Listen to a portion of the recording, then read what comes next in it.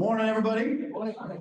Welcome to the Dave Calvin Memorial Bible Study. Dave is not dead, but he is real close to a promotion to glory. By real close, I mean Dave is 82 and he probably got 40 or 50 years left. So, and Dave, I think he'll live to over 100. That's what I really do believe that. He's when Dave and I reconnected a couple of years ago, we reconnected at the gym at 5 o'clock in the morning. That's where Dave's at in his life. So he's traveling, so it's just me this morning. Thanks for being here. Let's pray. So gracious God, we greet you with grateful hearts. God, learning to be content no matter what the circumstances, whether well fed or hungry, living in plenty or in want. Teach us the secret of that contentment, that we can do all things through Christ who gives us strength. Open our eyes and ears this morning. Ask that you would bless us even with the measure of your presence. In the name of Christ, the men of God together said, Amen. We'll be in John chapter 9, so if you got your Bibles, you can turn to John chapter 9. Yes, sir. It's kind of loud? Yeah. Okay, I don't know how to turn it down. And that might just be my voice. You want me to try to turn it down? I don't know what y'all want me to do. I don't know how to work it. Where's Dave when you need him?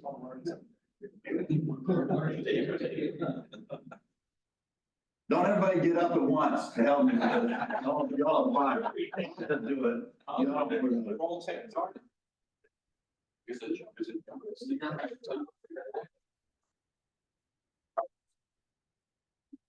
that better? Yeah. All right. New skill set. Yeah, I'll be fine. I'll get it. You guys don't worry about it. I get it. Golly. Nobody even uncrossed their legs. That's the worst part. Guys sitting there like this, nobody even uncrossed their legs and acted like they were gonna help. We'll be in John chapter 9. If you have your Bibles, turn to John chapter 9. We're gonna set the context up here in a minute, but before we do that, this is our last study of the season. We'll reconvene in the fall. And I wanted to just start this morning by extending to you honestly deep and sincere gratitude for allowing me to serve this year and last year as well. For those of you guys who don't know, I was a pastor at a church called Southfield Bible Church here, right up the road for a time. And toward the end of my tenure there, around about 2010, 2011, I started teaching in this Bible study. It's a Bible study that Dave Calvin founded. I joke that Dave, that's Dave Calvin Memorial Bible Study. Again, Dave's just fine. Everybody don't panic on that. It's just traveling. He's on the road. But Dave founded this Bible study, and a guy named Jamie Rasmussen taught it for a little while. And during the end of my tenure at Scottsdale Bible Church, I had the opportunity to teach here. I would mispronounce theological words. I would make errors in the way that I shared biblical concepts, and the men in the study were extraordinarily gracious to me. I don't know what happened to you guys, but they were gracious.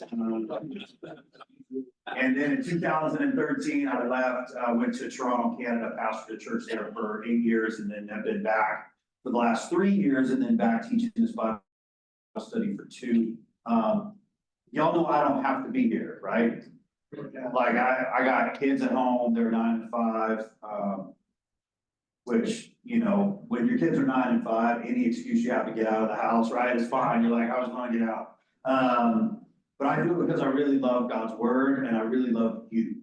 You don't live close. And I know I don't live close. I live in the Southeast Valley. It's just north of Tucson. And it takes me a long time to get here. Like I'm not trying to tell you make sacrifices or blah, blah, blah. What I'm trying to tell you is that I really love this. And I really love y'all, and you are a blessing to me. Right. And it's a joy to do this. So yeah. I didn't even intend to share this, but in just full transparency, during my time in Toronto, I was telling Todd this a couple weeks ago, but Todd is here this morning, but that I really fell in love with the strategy of doing church more than I love God's people. See how that can be problematic? That wasn't good, that wasn't healthy, and God has really shifted my heart and in many ways has used this group of men to do that, just to shape me and change me. Because if I can love this group of guys, I can love anybody. Yeah, sarcasm, as you know, is my love language. I wouldn't give you a hard time if I didn't love you very much. So honestly, I just wanted to start there. I've got a call at 8 a.m. this morning, so we'll wrap up about 7:55, maybe a couple minutes earlier. I got to zip to that right away, but I didn't want for us to kind of end our season without me telling you how deeply grateful I am for you, for this group of guys, and for the opportunity to serve. Cool? Right. Okay. Thank you very much. I appreciate that. So we've been in the book of John. Our joke has been, it's taken us longer to study John than it took for John to write the book, which is great. Remember that Jesus is about 6 months in this. Yeah, go ahead, Matt. Are you gonna be back next year? That's the plan. That's the plan, for me to be back next year. So, but you know, who knows? I mean, if the Lord tarries, right? So, but I'd be thrilled to serve again. But we haven't talked about that a ton. Love to have you. Thank you, brother. I appreciate that.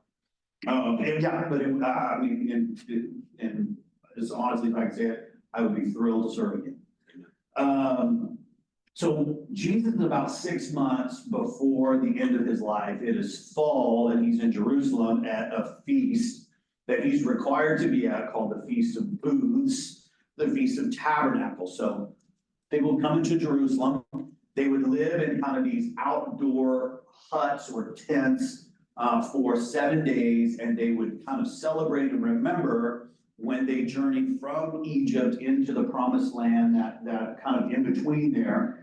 And they would remember that, you know, once they were nomads, once they didn't have a place to stay, and now they're celebrating, they have a permanent home in Israel. I don't know what possessed somebody to think, let's celebrate that we now have a permanent home by going back to tents like that. I don't know who was thinking there, but somebody wasn't. Does anybody like camping in here? No. Yeah, it's awful. It's awful.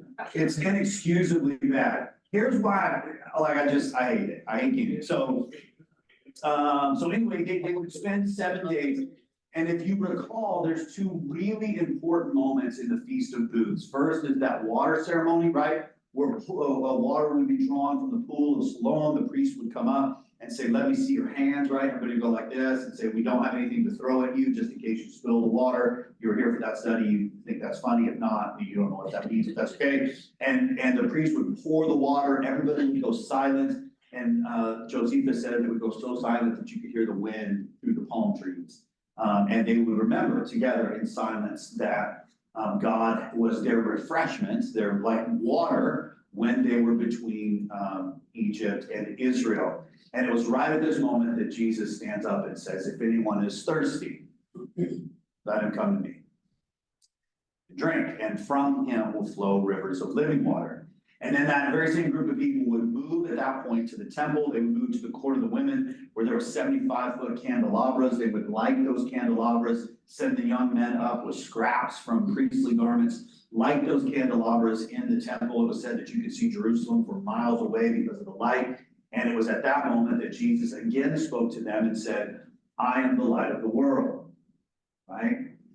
So Jesus does this during the Feast of Booths, the Feast of Tabernacles, and just on the heels of those two statements, the Pharisees or the religious leaders begin to push back against him. And what we've seen over the last couple of chapters is that the escalation of the conflict between Jesus and the religious leaders is just accelerating at this point. The conflict is accelerating. So much so that at the end of chapter 8, remember that Jesus says, before Abraham was, I am, and the Jewish leaders did what?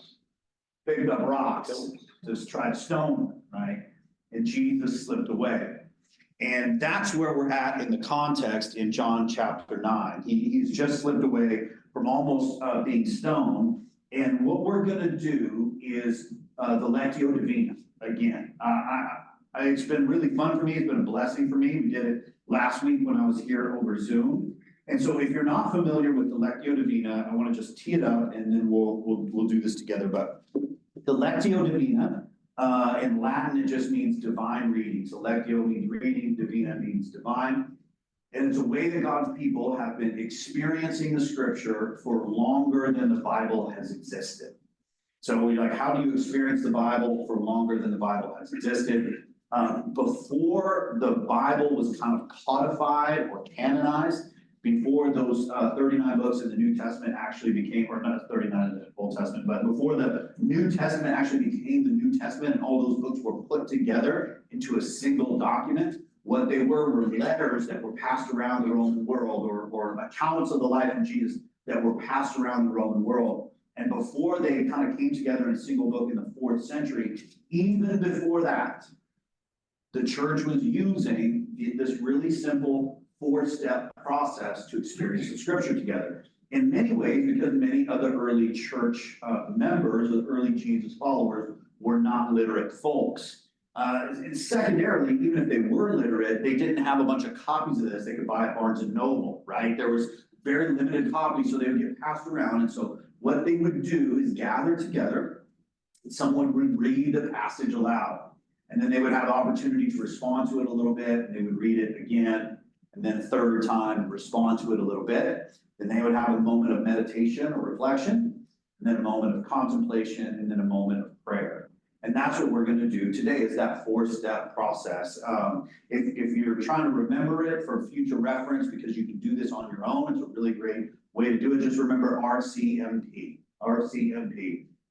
Because I lived in Toronto for a while, that's Royal Canadian Mounted Police. So that's the Mounties. And if there are any Canadians in the room, you're like, this is the greatest Bible study ever. If you mentioned Mounties. So read, contemplate, meditate, pray. That's what that stands for. Read, contemplate, meditate, and pray. So what we're gonna do with John chapter 9, the first chunk of verses here, is we're gonna read it aloud. And then the first pass here, what we get to do is ask questions of the text.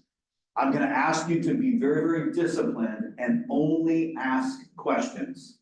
Sometimes we do question and answer in here, and the first thing that somebody does when they raise their hand is say, it's not really a question, it's more of a comment. Well, a comment is not a question, that's not the same thing. So we're just asking questions of the text. You don't get to ask me questions, you get to ask the text questions.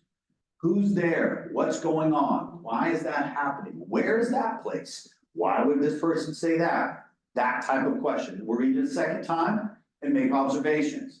Observations are not interpretations. That's not what does this mean, but what does it say? That's all it is. Third time, we'll read it out loud, make observations again. We'll take a moment to contemplate together individually, and then we'll take a moment to meditate on the ways in which the principles that we've gleaned might be applicable to our own lives, and then we'll pray and wrap it up. Okay, I have studied this passage pretty thoroughly, just so you know. I'll try to provide a little bit of context as we go here, because there's some things in here that we will want to point out. But that's what we're going to do is the Lectio Divina. Any questions on what we're doing? I know, like, usually when I explain Lectio Divina, it's like, wah, wah, wah. It doesn't sound fun, but once we do it, I promise that you will get something out of it. And if you don't come back, that's fine. But if you engage, I really believe you'll get something out of it. Questions on what we're doing? Cool. All right, so let's do this. Take 30 seconds and just quiet our hearts and try to do what we can to kind of take on a posture of receiving from the Lord. And then we'll start by reading it aloud for the first time. We're in John 9. Let's take 30 seconds.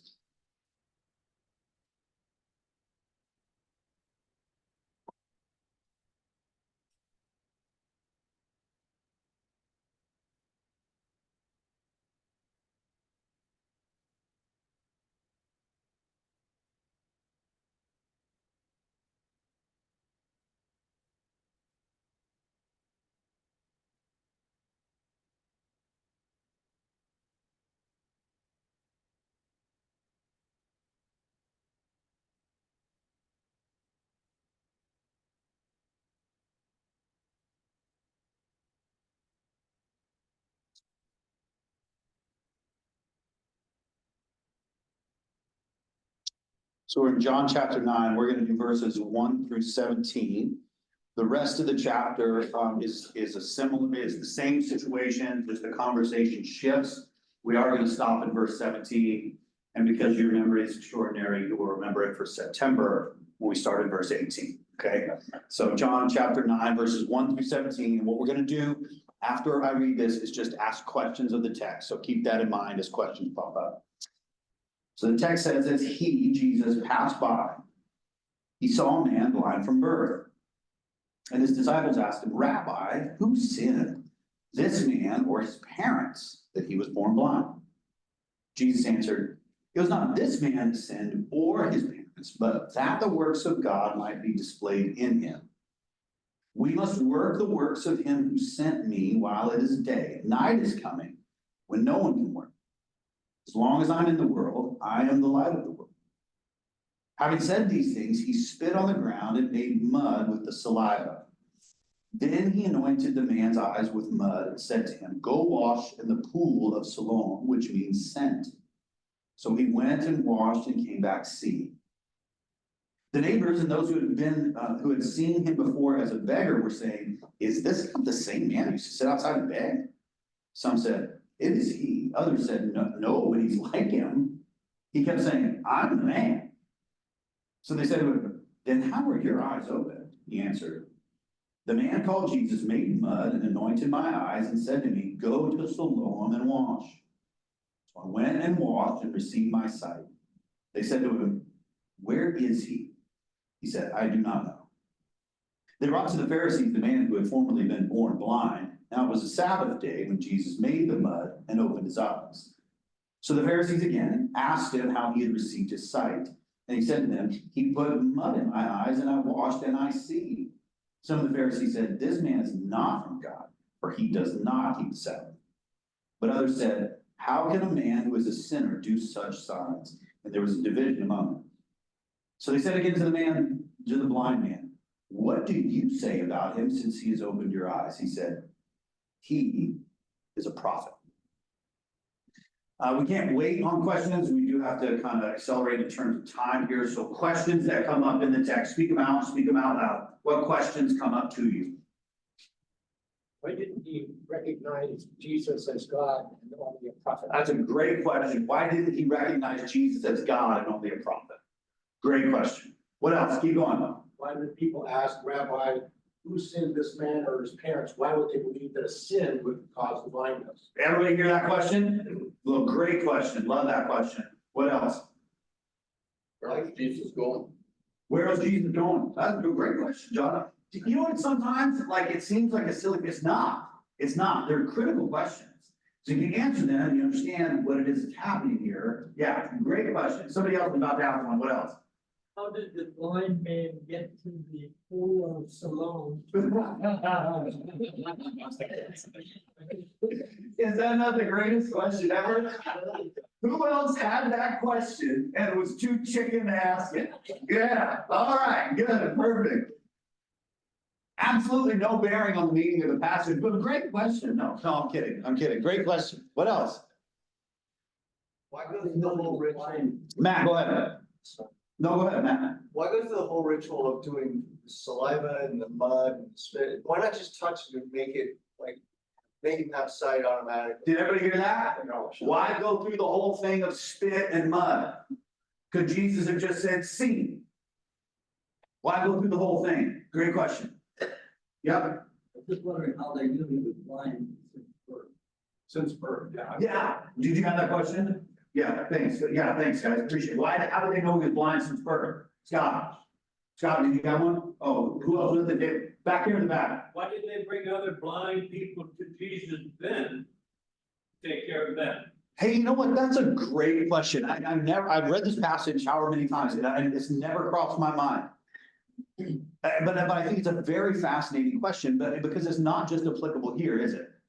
There's these other moments in the life of Jesus where you could have gone. We just had people dig a hole in a roof, lower down a lame man. Jesus says, take up your mat and walk. He rolls up his mat and walks out. Why don't they just start bringing lame people to him in droves? It's not just applicable here. I love it. Go ahead. Why did they have confusion about why this guy was the same man or not? Why could they tell he was the same man? I love that question. Like, it seems to be in the passage too, that like, there's not. It's a, I don't know who asked it, but how do they know he was a man blind from birth? But John says it like it's a neutral statement of fact, just like everybody knows it. So why would they be confused? You know, and he keeps saying, I'm that guy. Like, I don't know, I'm the man. Who else had a question? Why can't no one work at night? Love it. Why can we not do works at night? That's verse 3? Is that what it is? 4? Verse 4. Love it. What else? How come after he was cured, he didn't know where Jesus was? He said, where is it? He says, I don't know. That's how he can see. Great question. Great question. I have another question. He was, everybody knew he sat and begged. How often or how many times had Jesus passed him by until this time?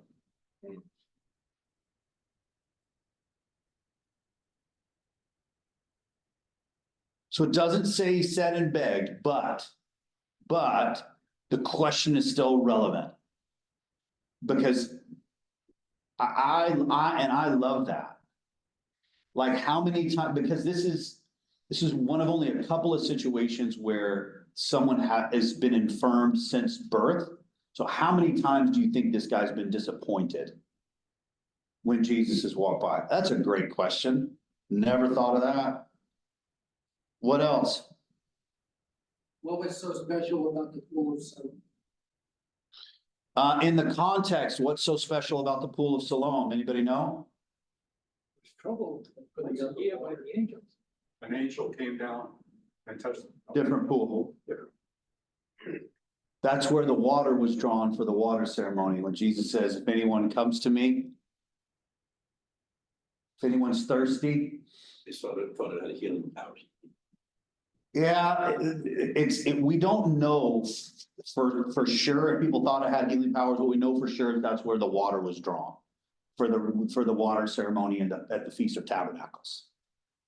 The word Siloam also means sent, so it's very interesting that the one who is sent sends him to the pool that means sent. Right? Just so you know, King Hezekiah built the pool of Siloam. It's about 40 feet long, about 17 feet wide, about 17 foot deep. There's a 2,000-foot tunnel that's carved out of rock out of Jerusalem. And the water flows in through that tunnel from outside of Jerusalem. The reason why is so if Jerusalem was ever under siege, they would have water inside the city. That's why the pool of Siloam existed inside the city. It doesn't have the same glory these days, but it's still there. You can still go see it. What other questions? Howard, go ahead. Why did the Pharisees ask him how he received his sight? When he washed it with the mud, it was specific. Verse 8, 15. The Pharisees asked him how he received his sight. Love it. Great question. What else? If he was blind, why would you want to put something in his eyes that would make him more blind? That's right. Love it. If he was blind, why would you put something in his eyes to make him more blind? Why would the Pharisees ask the blind man what he thought of the man who healed him? What do you have to say about him? John, I can't see. Is that John? Is that your voice? Yes. Okay, say that again. In 17, the Pharisees asked, what have you to say about him? Why would the Pharisees care about what a blind man thought about anything, much less?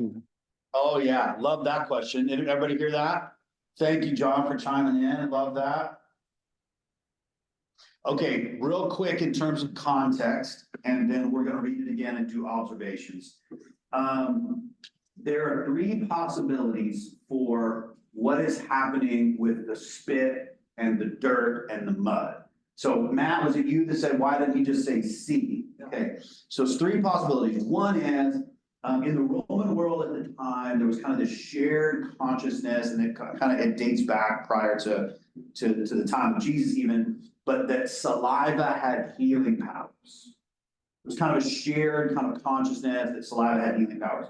So some commentators have speculated that Jesus uses saliva to indicate that healing is what he's doing. Okay, I don't totally buy that. It seems a little bit of a bridge too far for me, but it is one possibility. Possibility number two is that Jesus is deliberately retelling the creation story where God formed man from the dust of the ground and breathed life into him. I know for some that might sound like, but if you read the book of John and you read, well, John, how does John start his book? In the beginning. I mean, he's hearkening back to the creation story from the first 3 words of the book. So that really isn't a bridge too far for me, okay? The third option is that in those days, if you spat on the ground because there was not just dirt, but clay in the ground, then your saliva would mix with clay. And when it did, that was considered a work. And what day of the week is this? Sabbath, okay? And so the document that stipulates, because that's not an Old Testament law, that's one of the extra Pharisaical laws, okay? The document that stipulates that post-dates the time of Jesus, but that does not mean that the law itself post-dates the time of Jesus. It just means they wrote it down after that. Does that make sense? So when I read the text, and you'll see it read again, there's multiple times where it says that Jesus spit on the ground. Matt, to your question, it's a brilliant question. Multiple times it says Jesus spit on the ground. Multiple times where John mentions that it's a Sabbath day. So my take, this is just my take, my understanding would be 2 things. Jesus is deliberately breaking not a Sabbath like an actual Old Testament law, but an additional law that the Pharisees had in order to press back up against religion again. He's deliberately spitting on the ground, making clay, and they're going, this man, we'll see it again. Remember, this man does not keep the Sabbath. Did you hear it? Okay. He does the same thing in John chapter 2. What does he do in John chapter 2? He takes 6 ceremonial washing jars full of water and turns them into wine, right? He could have done that with anything, but he does it with ceremonial washing jars. So once again, push back up against religion. Says religion is not what saves you. This is the story of the Good Samaritan. Religion is not what saves you. Grace is what saves you, right? And I think it's not an either or. I think it's a both and. That Jesus is both deliberately pushing back up against religion, and he is representing with the dust of the ground the recreation of God, or the restoration or redemption of God. Okay, that's my take. Yeah. Okay, so in looking at the notes of my study Bible, it talks about this being a redemonstration of the healing of Naaman. And so I look at that and then I see him spit using the earth. Is it an overall demonstration of Christ's control, not only over the earth, but over darkness? Sure. Yeah, I mean, the great news is there can be multiple layers to these things, right? Unless they're in contradiction. And what we see in the Old Testament too is just these patterns, right? And these patterns that Jesus fulfills. Remember we talked about double fulfillment in here? Remember we talked about that? Okay, you see a mountain from a long way away, and then the closer you get to the mountain, the more detail you see. That's what happens with Old Testament prophecy. So when Jesus comes on the scene, and it's really weird, right? Because even in John chapter 8 at the end, when he says, before Abraham was, I am. And Howard, obviously, Howard was going, well, that makes sense to me, but it doesn't make sense to us. But you know who it really made sense to? The flipping Pharisees. They knew exactly what he was saying when he said, destroy this temple and I'll rebuild it in 3 days. He comes, remember the shapes we talked about? He starts to step into these shapes as Moses as Redeemer, as temple, as tabernacle. In John chapter 1, verse 14, says that the word became flesh and tabernacled among us. I know I'm talking fast. I don't really care. Should slow down with coffee.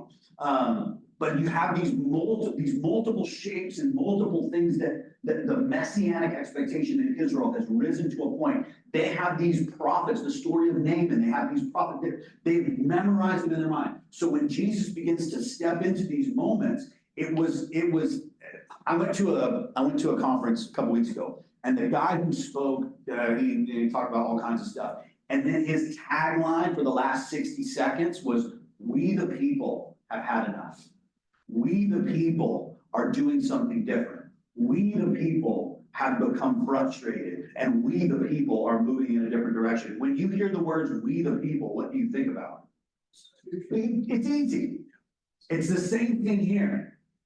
Right? When Jesus uses this language, when he steps into these spaces, they know exactly what he's talking about. And we would look at that and go, why are they picking up rocks? And the Pharisees would go, why wouldn't he pick up rocks?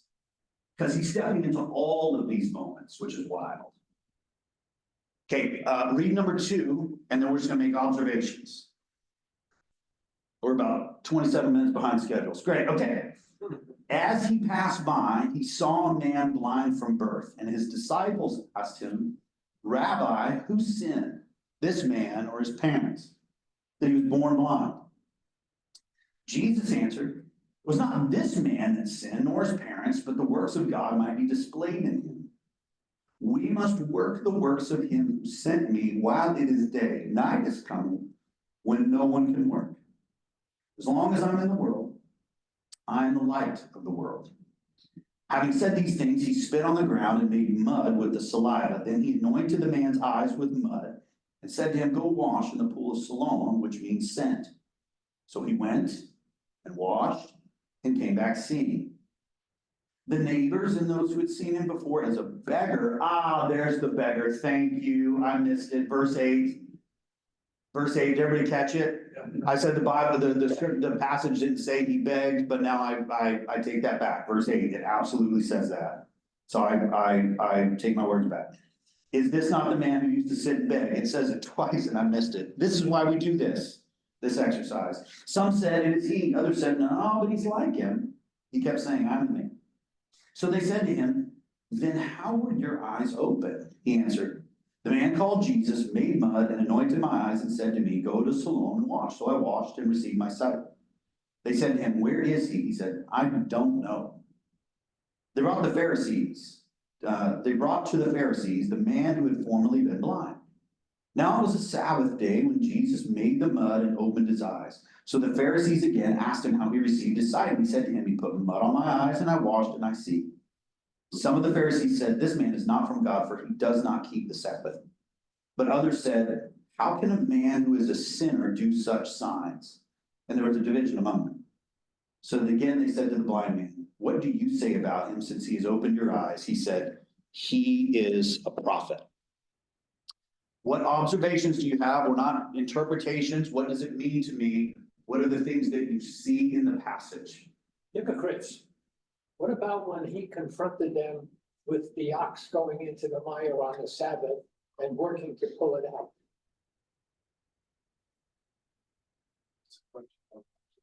Yeah, I'm wondering what I'm observing the hypocrite. the hypocrisy of the Pharisees. Great, love it. What else do you see in the passage? He doesn't call him God, he just says. he's a prophet. Fantastic. Somebody asked that question a minute ago, and a lot of times baked into those questions is observation.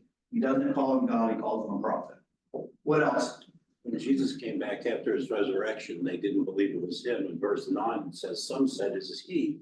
Others said, "No, but he is like him." They didn't believe he could see. They didn't believe he was that man. When Jesus came back from the resurrection, they didn't believe it was him that was walking with his hands, with the nails in his hands. Yeah. Howard is observing a pattern in the scripture. Jesus is risen from the dead. Thomas is like, "Look, I'm not gonna believe it until I see this guy," right? Till I put my hands in his side. Okay, when Jesus in the book of Mark comes out walking on the water, what did the disciples conclude? He's a ghost. When a man who's been blind from birth shows up and he's like, "Bro, I can see now." Like, yeah, your fly's down, like, how'd you know that? Cause I can see now. Like, I don't think, like, the human brain tells itself a story. Like, that this can't be a supernatural thing that just happened.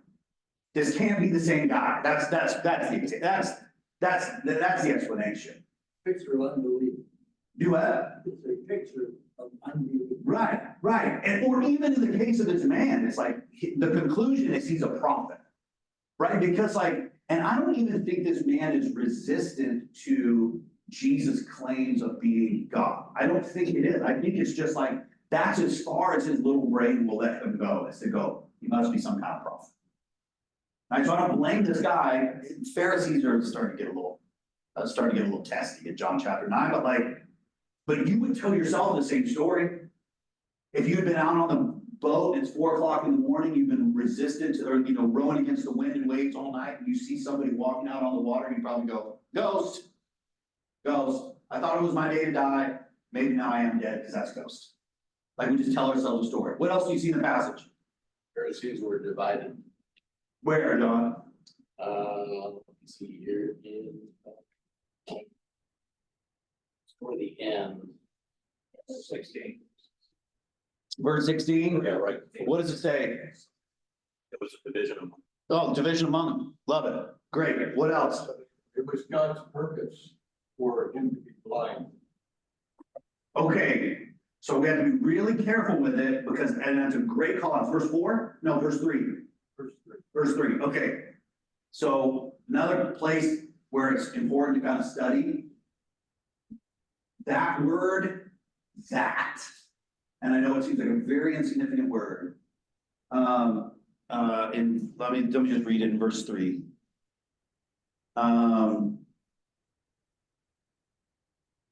Jesus answered, it was not that this man sinned or his parents, but that the works of God might be displayed in him. In the original language, that word that indicates purpose, what you said, but it does not indicate cause. Does that make sense? So what John is arguing is not that God caused his blindness, but that God in his sovereignty uses his blindness. Are you tracking with me? Okay, so biblically speaking, I just want to draw a big picture for you. Biblically speaking, all sickness and infirmity in general is the result of sin.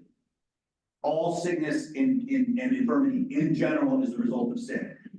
Death was not existent until sin entered the world. Sickness was not existent until sin entered the world. Sin entered the world with original man and original woman. Cosmos was broken, and now we have to deal with sin, sickness, and death. However, not all specific sickness is the result of specific sin. That's what Jesus is saying here, right? Who sinned, this man or his parents? Jesus said it's neither one of them. But there are times in the New Testament where Paul will end up arguing that sometimes specific sickness is the result of specific sin.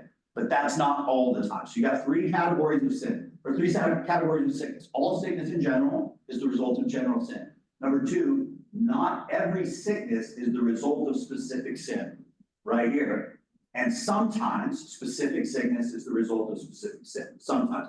That word that is really, really important. It does not indicate cause, but indicates purpose. Did everybody understand that?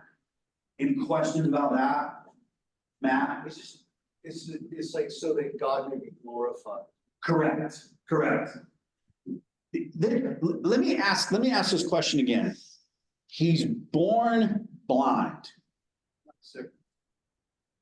What's an infirmity? So the sickness is, just a translation, brokenness, infirmity, malady, whatever. He's born blind.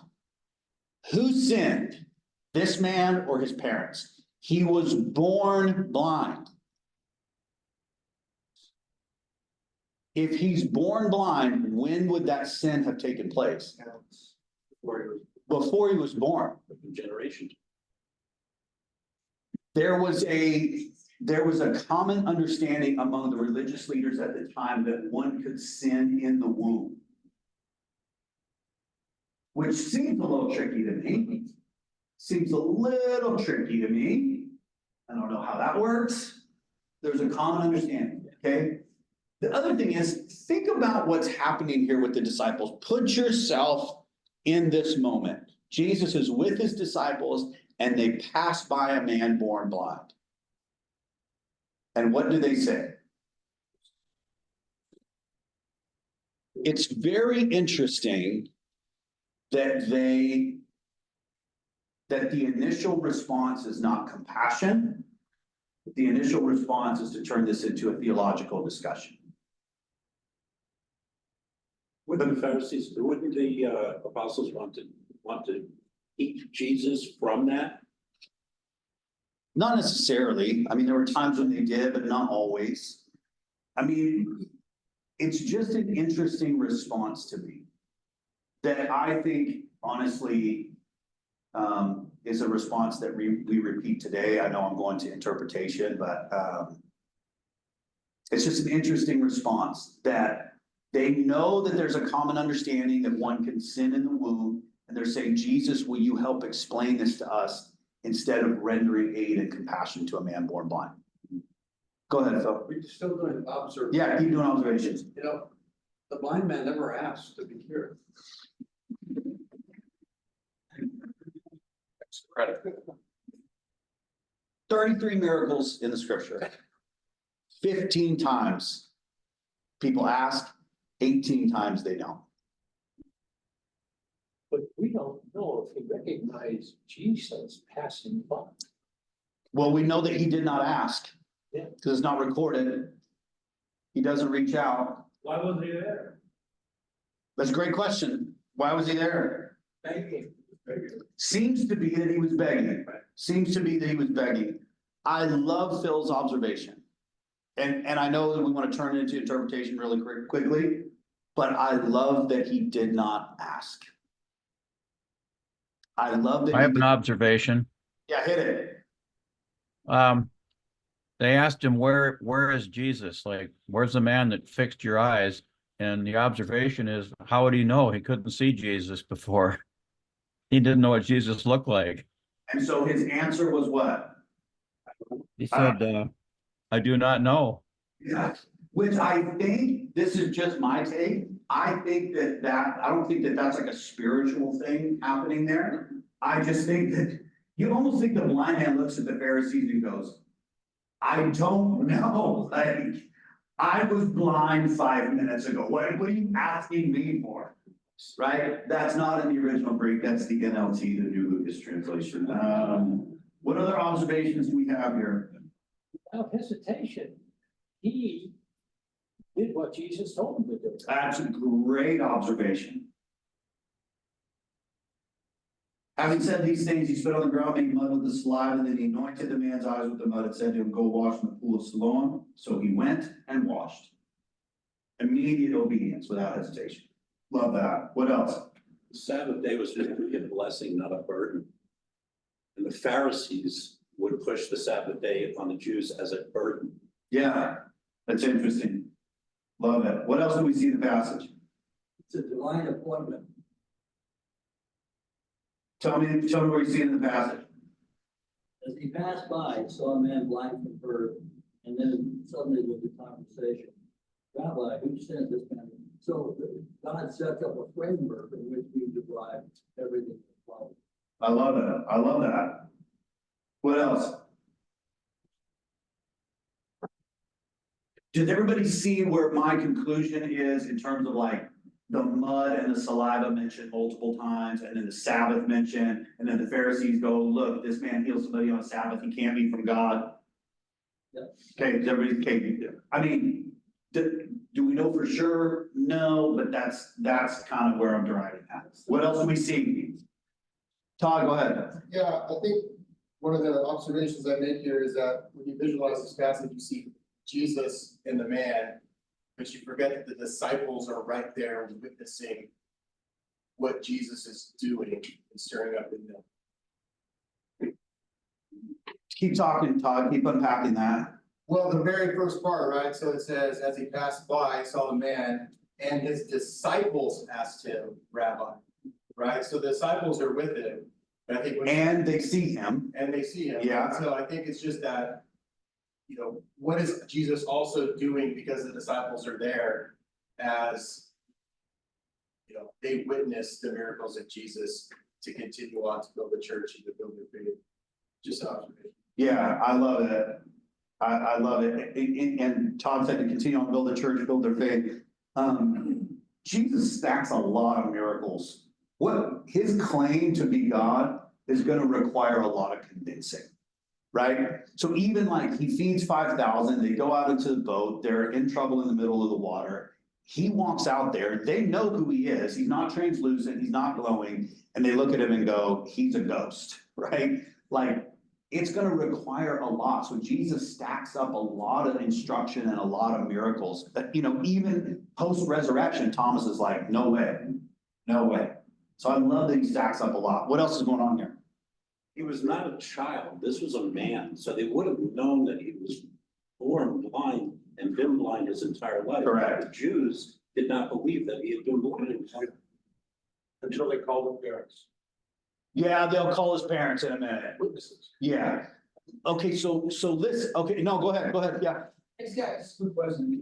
You get one guy who's been blind since birth, sitting in bed. And Jesus inside the talking, he spits on the ground and grabs some money. And I've noticed this guy, he puts money in his eyes. I mean, that just seems, you're blind, someone starts putting something in your eyes, would there be some kind of resistance or, I just seem that it just seems, I don't know, seems interesting that. He's oblivious to the conversation, and all of a sudden somebody's putting mud or something in your face and your eyes. Would there not be some resistance? That's a great question. It'd be a reference back to Paul.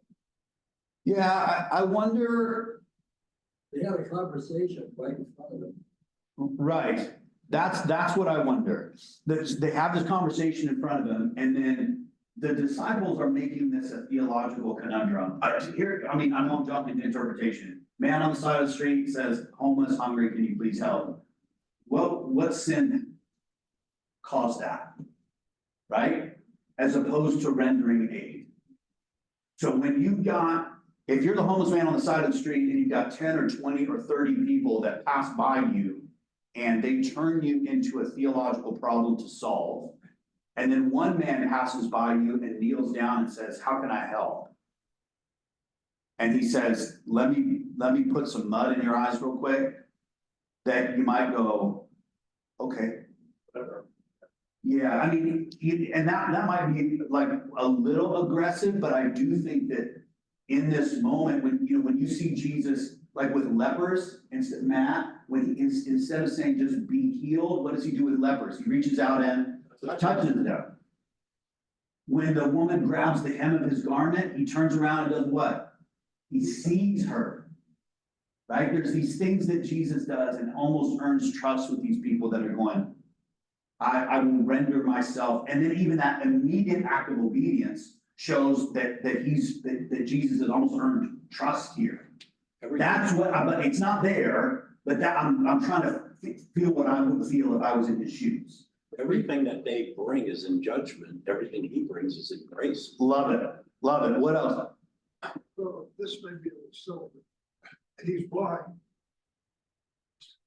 He's just not always told him to go watch. That you have to have somebody else help him to get there. I would assume so. It doesn't say, but I would assume that he's like, hey, I need somebody to come help me. So we're leaving somebody out. It's not. Hey, now I love that question. I love that question. Is that there's either this guy is going through town like this, right?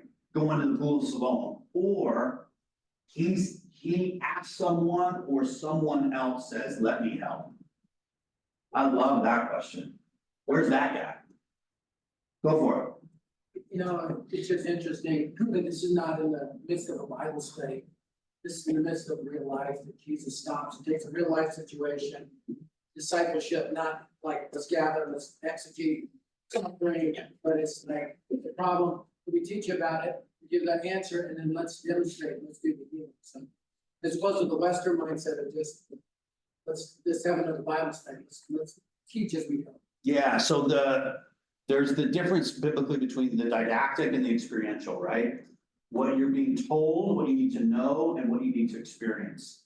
And there's all over the Old Testament, right? There's like, teach them these things as you walk upon the road, and as you sit down, as you lie down, like Jesus is a, let's go do this type of rabbi, right? Rather than have a seat and listen to me talk do this TED talk right quick.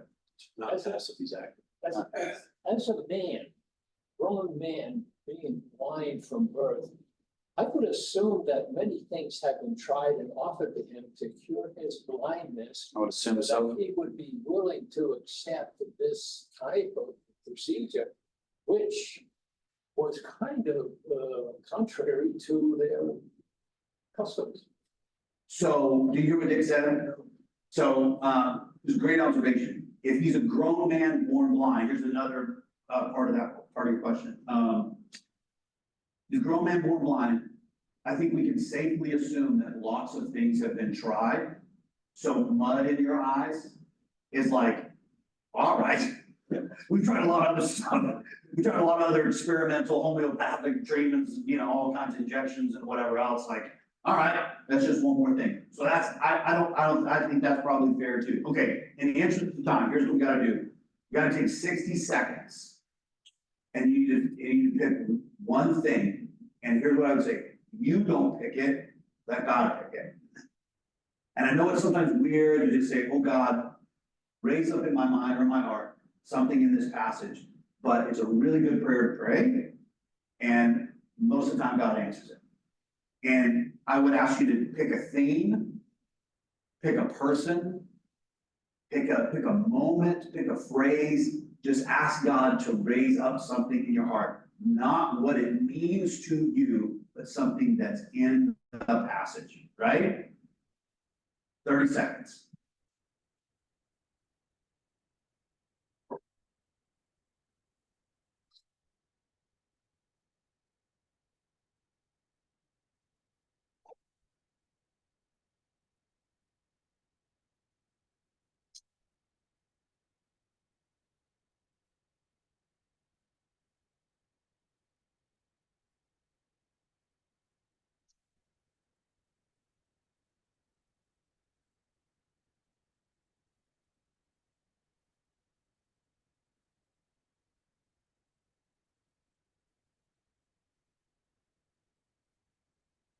When you feel like you're maybe sensing God has kind of brought something to you, look up at me.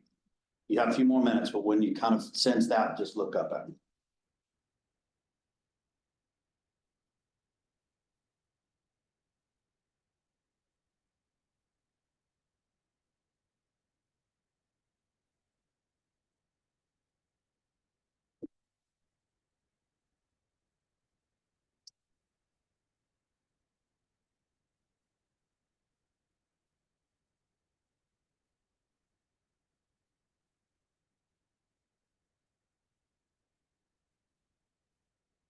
About 15 more seconds.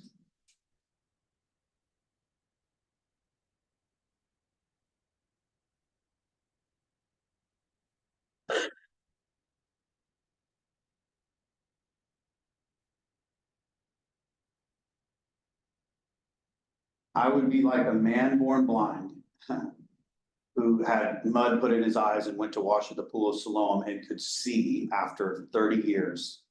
I would experience that kind of joy if you would use this tactic in your own personal life. Okay, I do not want to give you a fish. I'd like to teach you how.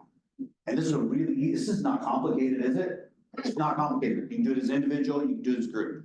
Okay, got to do it rapid fire.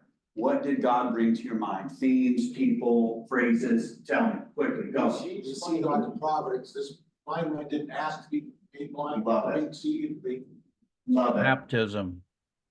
What? I said baptism. It's like the guy went down into the water and came out and he believed. Oh, And he told the people he believed. it's interesting. It's interesting. All right, keep going. As I pass by through life, observe me, pray, and that. Love it. There it is. God's timing is impeccable. I love it. What else? The hate of the Jews disallowed them to see the miracle. They switched right over to that. Can't be. We hate this guy. Yeah, you can sense, right? You can sense the difference between this man who says he's a prophet and the Jews who just don't believe, right? Like, you can sense the difference between reluctance and resistance, can't you? Yeah, yeah, go ahead. He sees the need, not the fault. He sees the need, not the fault. Oh, gosh, that's really good. Yeah, Extremely teachable moment to his disciples, reinforcing I love that. I love, Jesus does this even with the Good Samaritan story. If you remember the man who comes at him, right? He puts him to the test and he tries to back him into a corner and he tells him the story. He's just so gentle. Like he could have said to his disciples, you idiots. What do you think? Pull your head out of your, tuchus. I think that's a Jewish word. Like, but he doesn't. He's so tender. He just walks along this journey. Yeah. Yeah. It's very fascinating. My sins are not for those that look upon me to judge me, but for those that look upon me and see God's grace through me. Love it. For me, I think as I study this week, and this is kind of what I do, when I study the passage and I use commentaries and languages and all that stuff as well. For me, there was this sense of like, I think I turn things into a theological conundrum before I think about compassion. Right? It's like I could pontificate over free will and predestination for the rest of the week, or I could go share Jesus with somebody. You see what I'm saying? Yeah. And it's much easier to pontificate and turn things into a theological conundrum. Who's sin? Where did this come from? Why is there evil in the world? And it's not that those are unimportant questions, but God goes, well, why don't you just try to go do something about it? Right? That's the thing that really convicted and I was compelled by. Okay, this is the last step and then I gotta go get on my call. So I want you to take just a moment and what God may have brought to your mind or what God might have brought to somebody else's mind, how is that immediately applicable to your life? Today or for the rest of the week? Once you do that, pray, have a little conversation with the guys at your table, and then you can go home. And I'll see you in September. A song.